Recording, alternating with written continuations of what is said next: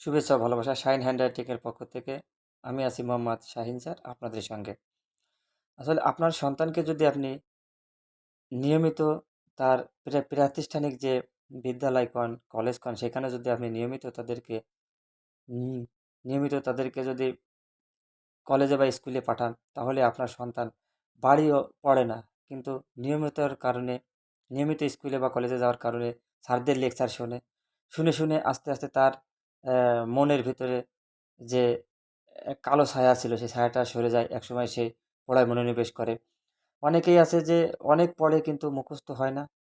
কিন্তু তারা যদি নিয়মিত স্কুলে যায়, তারা যদি নিয়মিত তাদের সেই পাঠগুলো খালি শুধু স্যারের লেকচারগুলো যদি শোনে, একসময় তার ব্রেন আস্তে, আস্তে শুনতে একসময় কিন্তু সমস্ত কিছু অটোমেটিক মুখস্থ হয়ে যায়। এটাই বাস্তবতা। তো আপনার সন্তানকে নিয়ে দৌড়াদৌড়ি করেন। আপনার সন্তানকে অ অনেক প্রেশারে রাখেন। পড়, পড়তে চায় না। কিন্তু নিয়মিত তাদের যদি কোনো কায়দায় স্কুল কলেজে পাঠানো হয়, তাহলে দেখবেন আপনার সন্তান একসময় না একসময় পড়তে বসবে, একসময় না একসময় ভালো রেজাল্ট করবে। শুধু পড়ার ক্ষেত্রে নয়, যদি আপনার সন্তান স্যারদের লেকচার শোনে, তাহলে সে অবশ্যই বুঝবে এবং বুঝে একসময় আপনার সন্তান আবার ফিরে আসবে এবং আপনার যে স্বপ্ন আছে, সেই স্বপ্নটা সে অবশ্যই পূরণ করবে।